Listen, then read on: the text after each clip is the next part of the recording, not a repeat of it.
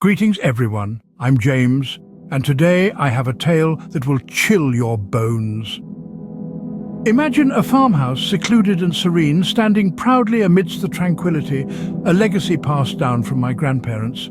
Located on the outskirts of California, it held a certain charm that always drew me in. One day, I decided to share this rustic charm with someone special, my girlfriend Michonne. The plan was simple: escape the hustle and bustle of everyday life, retreat into the calm embrace of nature for 3 days, and spend some quality time together. Michonne, a beacon of spontaneity, was instantly on board. The following day dawned bright and promising. I picked Michonne from her home and we embarked on our journey. The drive was an enchanting blend of our favourite songs, animated discussions about movies, and the shared silence of comfortable companionship. 3 hours whizzed by, and soon we found ourselves standing in front of the farmhouse. The sun was dipping below the horizon, casting long shadows that danced around the sprawling farm and the quaint villa. Michonne's eyes sparkled with delight as I showed her around. That night, under the watchful eyes of a million twinkling stars, we indulged in a hearty barbecue and riveting conversations that stretched late into the night.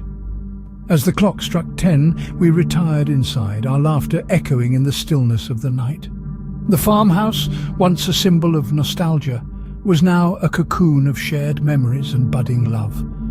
Little did we know as we settled in that we were unwittingly stepping into an eerie world of the unknown. As the clock struck 10, we retired inside, unknowingly inviting the inexplicable. Inside the farmhouse, we continued our conversation, oblivious to the impending terror. Our laughter echoed through the old house, bouncing off the weathered wooden walls. Amidst our banter, a faint cry perforated the air. A woman's voice, trembling and weak, pleading for help. At first we dismissed it as the wind, a trick of the night playing on our senses. Yet it persisted, words, urgent and desperate, woven into the night's fabric. It was a plea that made the hair on the back of our necks stand on end. I looked at Michonne, her eyes wide with confusion and fear. She heard it too. The voice was real. I rose from my seat, my mind filled with concern and curiosity. The voice seemed to come from outside, from the vast darkness that enveloped our isolated farmhouse. I moved toward the main door, my hand reaching for the handle. But Michonne, her face as pale as the moonlight filtering through the windows, held me back.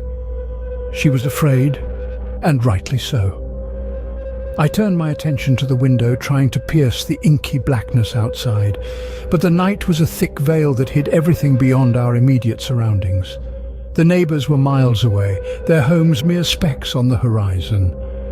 And then, as suddenly as it started, the voice stopped.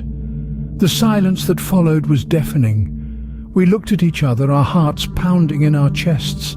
The clock on the wall chimed, its sound breaking the quietude. It was 11 in the night.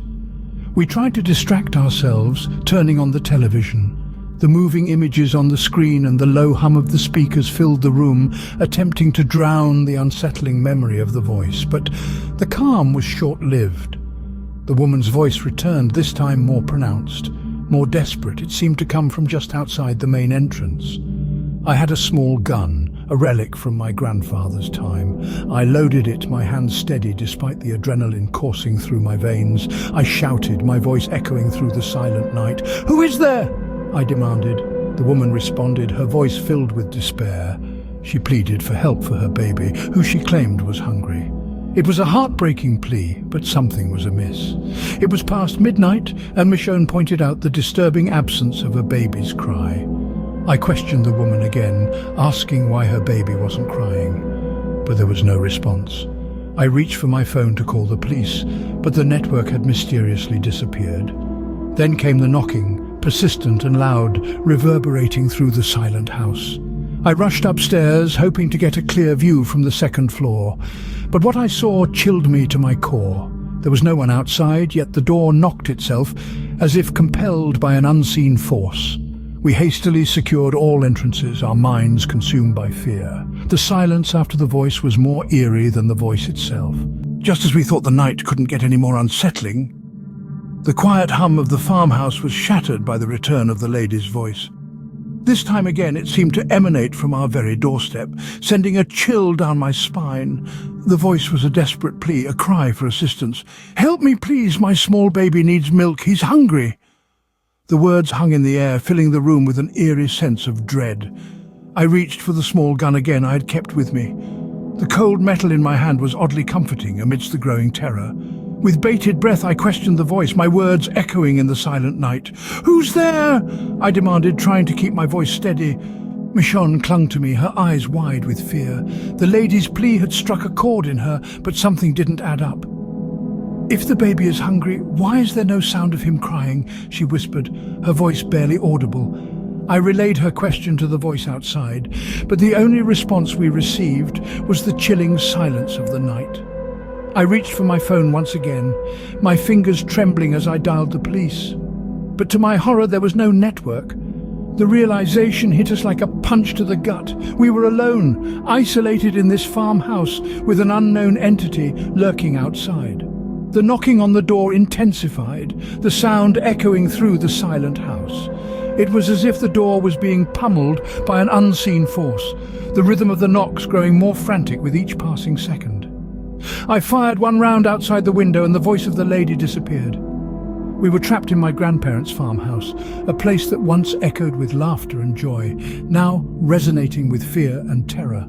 The rest of the night was a blur, a series of terrified whispers and fearful glances. The once comforting silence of the farmhouse was now our worst enemy, the eerie quiet only broken by the relentless knocking that seemed to echo on forever. A house that was once filled with joy was now echoing with terror.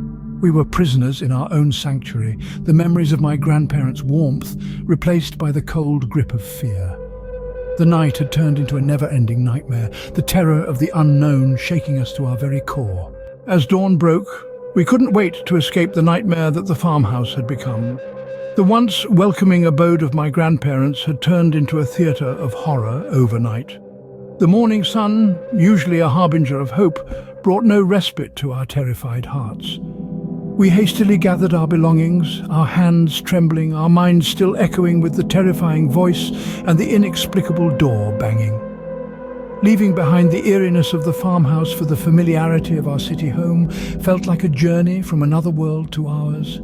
Every mile we put between us and the farmhouse seemed to lighten the heavy shroud of fear that had enveloped us the night before. Upon reaching home, we were greeted by the mundane yet comforting sights and sounds of our neighborhood. Children playing, dogs barking, and the distant hum of city traffic. But our minds were still trapped in the chilling events of the previous night. Feeling a sense of responsibility, we decided to report the incident to the police. We hoped that it might shed some light on the identity of the mysterious woman and her silent baby. We filed a detailed account describing the voice, the plea for help, the knocking, and the chilling realization that no one was at the door. Unfortunately, the police investigation turned up no leads. They found no trace of the woman or the baby. The neighbors, too, were clueless. They had neither seen nor heard anything unusual. The farmhouse stood in silent testimony to our terrifying experience, its secrets securely locked within its walls. The mystery of the haunted farmhouse remains unsolved to this day. Every attempt to unravel the truth only leads to more questions. Who was the lady? What did she want? Why was her baby silent? The questions still linger, making the farmhouse a constant reminder of the unsolved mystery.